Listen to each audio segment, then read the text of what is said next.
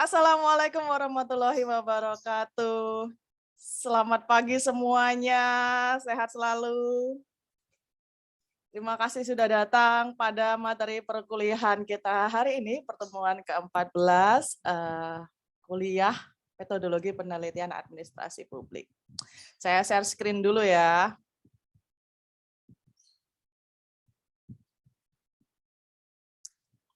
Terima kasih yang buat datang, apalagi datangnya on time gitu ya. Oke, topik hari ini itu adalah kesimpulan dari apa yang sudah kita lakukan 13 pertemuan yang kemarin ya.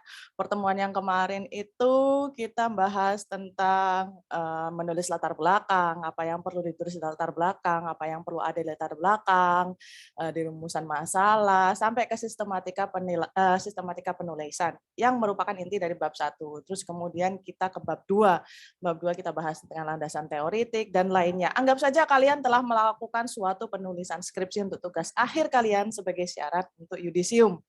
Nah, pasalnya adalah dalam standar nasional dikti yang baru itu ada syarat kalian wisuda ya, ini harus menuliskan artikel jurnal dan artikel itu harus publish itu. Nah, selama ini sih belum diberlakukan ya peraturan itu, sehingga mahasiswa selama ini wisuda ya yang penting adalah telah menyelesaikan penulisan skripsinya diunggah di repositori dan mereka boleh melakukan yudisium. Tapi kali ini ketika kalian nanti setelah sidang selesai menyelesaikan sidang skripsi, kalian diharuskan untuk nulis artikel jurnal. Dulu itu belum ada yang namanya penulisan artikel jurnal. Maka pada pertemuan ke-13, melihat betapa pentingnya itu untuk kalian dan sangat menentukan sebagai salah satu syarat untuk yudisium dan wisuda, makanya saya mencoba untuk memasukkan cara-cara penulisan artikel jurnal ya, supaya kalian ada pengetahuan lah dan nggak kaget-kaget banget ketika kalian diharuskan untuk menulis artikel jurnal. Oke.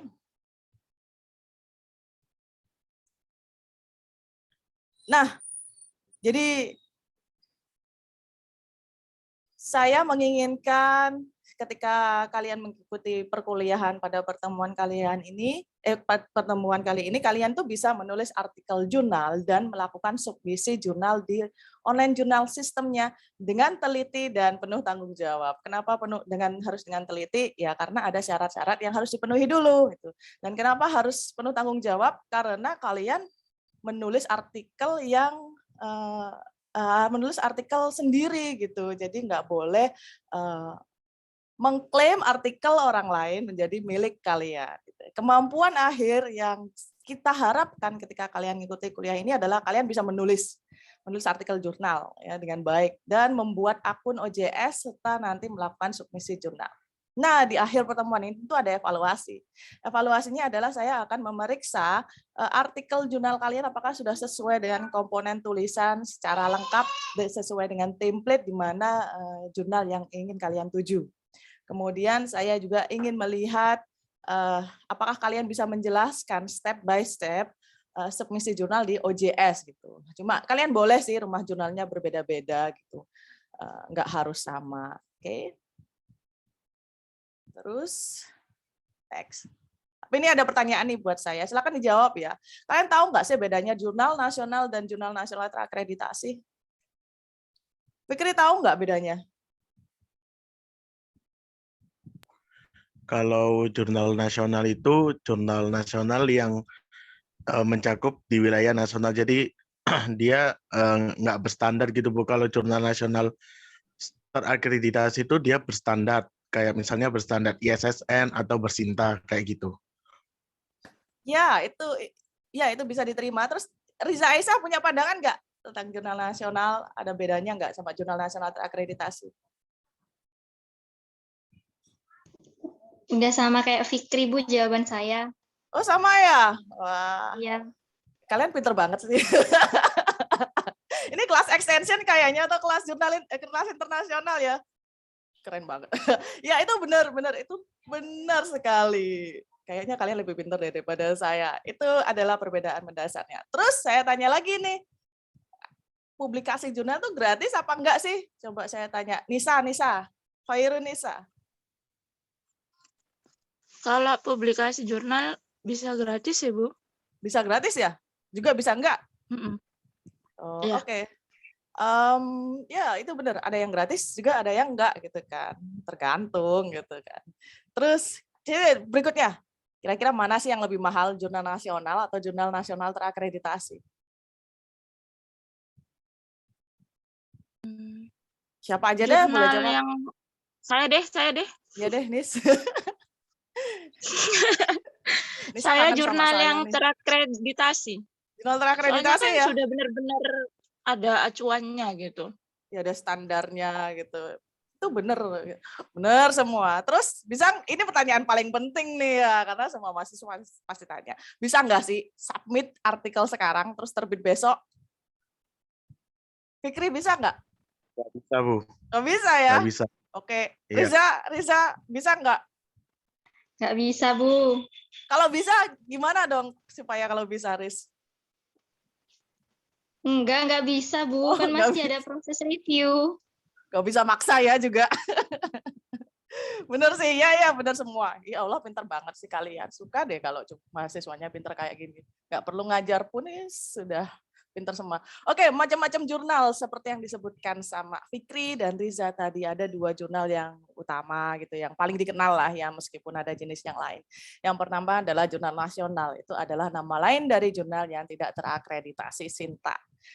Mereka ini, jurnal ini 50% ada yang bayar, 50% juga ada yang gratis. Dan setahu saya itu kayaknya yang paling mahal 300.000 deh gitu. Kalian udah pernah nerbitin jurnal belum? Ngaku aja lah kalian, nggak usah merendah diri. Saya tahu berapa kalian udah nerbitin jurnal kan. Kayak Nisa udah nerbitin jurnal belum? Sudah. Sudah ya. Di mana, Nis?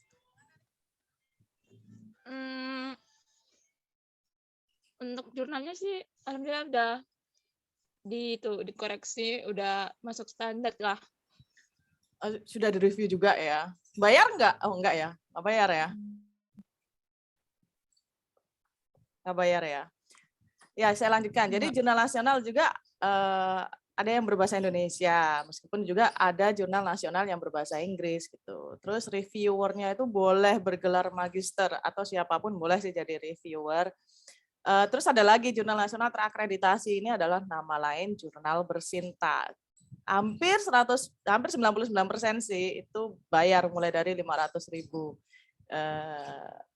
Berdasarkan pengalaman saya yang pernah terbit di beberapa jurnal bersinta itu pasti bayar, cuma harganya atau biayanya itu sangat bervariasi. Salah satu yang cukup mahal menurut saya, ya alhamdulillah sih artikel saya belum terbit di sana, itu biayanya 1 juta. Di JSP UGM, AC.id, jurnal sosial politiknya UGM itu 1 juta, terus ada proofread. Proofread itu untuk jurnal yang artikelnya bahasa Inggris, dia bayar $100. Jadi kira-kira butuh 1 juta plus $100 itu untuk bisa terbit. Itu setelah proses sebelumnya loh ya, sudah proses review, sudah proses revisi gitu. Terus biaya penerbitan untuk jurnal Sinta 6 sampai Sinta 1 ini juga bervariasi. Ya, kalau jurnalnya itu terakreditasi Sinta 6 ini adalah biaya yang paling murah lah menurut saya.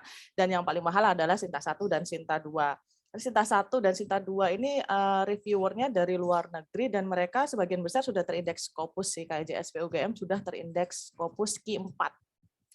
Terus reviewernya ini kebanyakan sudah S3, bahkan profesor. Jadi bakal lebih sibuk lah ya, ini yang mengakibatkan proses review di jurnal nasional itu lebih cepat daripada proses review di jurnal nasional bersinta. Ya, kira-kira gitu sih. Ada pertanyaan nih. Saya enggak tahu sih, silakanlah bisa jawab itu.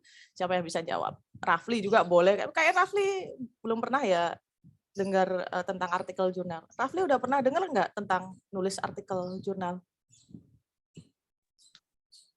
Alhamdulillah dengar, Bu. Oh iya, dari siapa? Dari teman-teman. Dari teman-teman. Oh, kamu mata kuliah sebelumnya teori pembangunan itu dapat tugas akhir nulis artikel jurnal ya.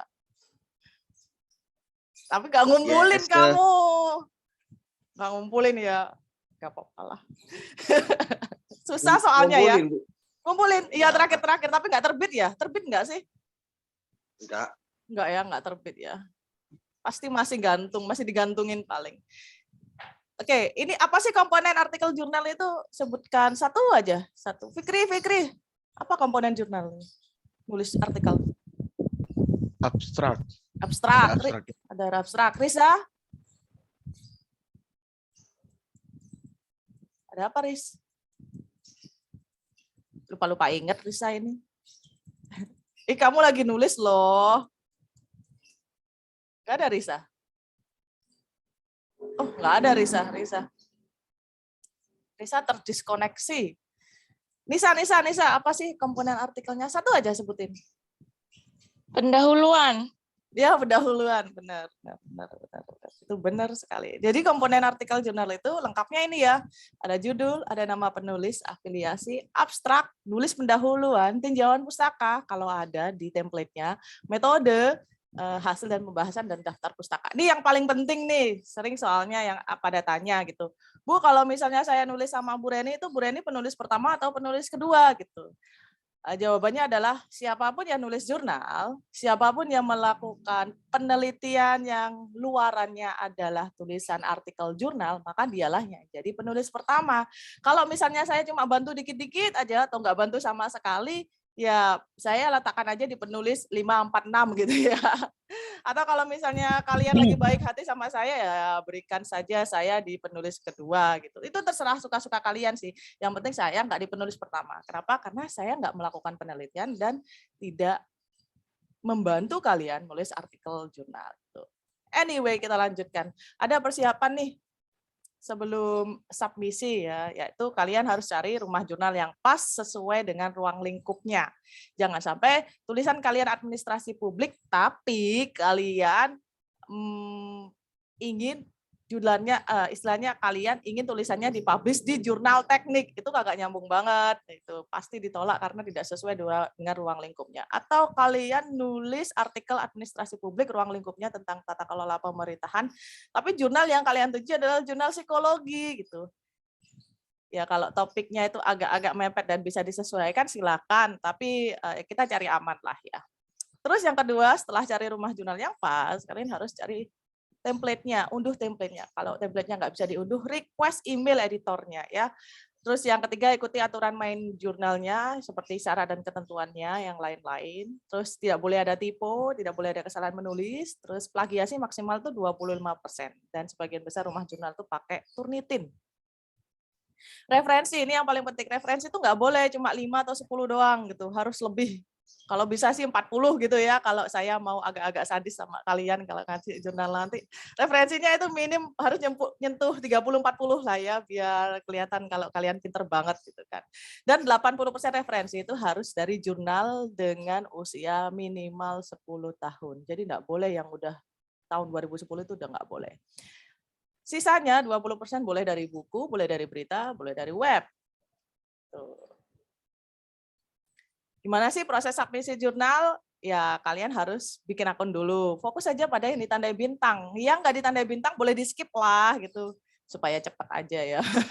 Ya gimana caranya? Register dulu, klik new submission, judul, abstrak. Udah berapa menit sih kita nge-zoom sekarang? Udah 10 menit belum? Dan input kata kunci. Kata kunci ini harus 5 konsep, nggak boleh kurang, nggak boleh lebih, dan harus disusun secara alfabetis. Kemudian referensi, udah input, salin referensinya, kalian perlu finalisasi submit. Ya, terus cek email, nih apakah kalian mendapatkan informasi kalau kalian sudah melakukan submisi. Itu penting banget. Tapi kadang juga ada pengelola jurnal yang mematikan fitur terakhir ini. Jadi kalian bertanya-tanya, jurnal saya udah submit belum nggak sih? Cara untuk mengetahuinya ya harus login kembali ke halaman submission. Nah ini adalah OJS ya. Ini Sospoly miliknya alumninya UNER gitu kan. Terus yang ini Publisio, ini versi 3.0 ya, bukan 2.0. 2.0 tuh lebih kaku lagi template-nya. Yang paling bagus adalah 3.6. Sekarang 3. berapa lah? 8 kayaknya. Nah, ini adalah proses penerimaan naskah di salah satu jurnal Publisio di Fakultas Ilmu Sosial Ilmu Politik Universitas Pancammarga. Jadi kalian kirim dulu ke redaksi, redaksi kemudian nanti cek plagiasi. Kalau plagiasinya di bawah ketentuan, di bawah 25%, diteruskan ke reviewer. Reviewer nanti akan melakukan review selama 2 kali. Setelah itu tulisannya setelah direview, dikembalikan ke penulis, direvisi, dan penulis mengirimkan revisinya ke OJS lagi. Setelah itu baru ada keputusan diterima dengan revisi, diterima tanpa revisi, diterima dengan revisi, atau ditolak gitu. Jadi kalau ditolak ya cari ada perbaiki saja lebih baik. Itu adalah proses peningkatan dan perbaikan terus menerus atau continuous improvement yang membuat kalian akan semakin paham cara menulis artikel jurnal. Gitu ya. Jangan sedih kalau ditolak. Karena apa? Kita sudah biasa ditolak sih, jadi ditolak sekalipun nggak masalah kan. Tips artikel berplagiasi rendah. Karena untuk tulisan mahasiswa tuh kebanyakan mereka masih berjuang banget untuk membuat plagiasinya rendah ya. Karena ya butuh keterampilan yang harus diasah terus-menerus. Jadi saya kasih tipsnya nih. Tipsnya adalah lakukan pengutipan tidak langsung lebih sering daripada pengutipan langsung ya.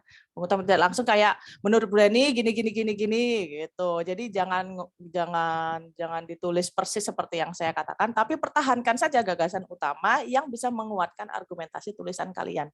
Itu disebut dengan metode paraphrase. Kemudian lakukan pengecekan plagiasi dulu sebelum submit gitu. Ya jangan sampai tulisan kalian terplagiasi 84%, terus bawa nama saya sebagai penulis kedua, kan ya kasihan dosennya gitu ya, kayak dosennya nggak bimbing, nggak memberitahu kalau plagiasinya sampai 84%. Pun kalau kayak gitu kan nanti nama baik dosennya juga terancam di dunia persilatan ya kan, jangan sampai lah. Jadi harus cek dulu ya. Nah, ceknya ini apa? Perlu diingat sebagian besar rumah jurnal itu pakai pengecekan Turnitin, dan ini lebih sadis daripada plagiarism checker milik saya. Jadi kalau di plagiarism checker itu bisa terdeteksi plagiasinya mungkin 17%, tapi kalau udah di Turnitin itu bisa tembus 24%. Nah, itu biasa, dan himbauan saya jangan kaget ya, dan nggak perlu heran, terima saja kenyataan yang ada gitu. Tinggal diperbaiki saja terus submit lagi. Pokoknya jangan menyerah lah ya. Karena prosesnya seperti itu. Saya banyak menulis artikel, juga banyak ditolak, banyak terbit juga banyak ditolak. Gitu. Yang nggak pernah ditolak berarti nggak pernah menerbitkan. Gitu ya. Jatuhnya kedua sih, nggak pernah nulis, atau nggak pernah teliti, atau nggak pernah submit, atau pinter banget. Saking pinternya nggak perlu submit jurnal. Tapi jangan khawatir, saya ada solusi. Kalian bisa cek gratis ke saya, Turnitin, pakai akun saya sampai November nanti, dan akan saya beritahu kapan saya melakukan perpanjangan. Kalian pasti dapat lah ya, gratis. Nah, mungkin itu saja ya. Terus selanjutnya mungkin sebagai tugasnya kalian nih, nah atau evaluasi, nanti coba kalian masukkan draftnya artikel jurnal. Nanti saya akan lihat satu persatu dan akan saya komentari kontennya apakah sudah sesuai apa belum. Terus nanti kalau misalnya tulisan kalian udah perfect nih, udah sesuai menurut kita, tapi belum, nggak tahu ya editornya nanti ngomong apa, kita akan coba kalian nanti submisi jurnalnya secara mandiri, dan nanti juga akan saya pantau dan saya membuka untuk setiap pertanyaan gitu. Kalau misalnya nggak bisa, kalau internetnya nggak bisa ya pakai modem saya lah ya, kira-kira kayak gitu. Kalau komputernya, laptopnya nggak bisa, ya pakai laptop saya ya, sambil nanti dilihat sama teman-temannya secara live gitu kan. Baik, itu aja. Nanti kalau ada pertanyaan, sambil saya melihat kalian menulis artikel jurnal pelan-pelan sambil melakukan submisi, saya menerima pertanyaan, semua pertanyaan. Dan pertanyaan itu saya anggap membantu saya untuk menjelaskan hal-hal yang belum saya jelaskan dalam pertemuan ini. Mungkin itu aja ya guys. Kita akan ketemu pada sesi pertanyaan, dan terima kasih udah gabung. Jangan lupa kalian bisa tanyakan ke WA saya pada jam-jam kerja, tapi boleh sih di luar jam kerja kalau saya lagi nganggur, nanti saya balas. Makasih banget udah meluangkan waktu. Tetap jaga kesehatan, protokol kesehatan, jangan keluar-keluar kan nggak perlu, dan I love you all. Bye-bye. Assalamualaikum warahmatullahi wabarakatuh. Waalaikumsalam.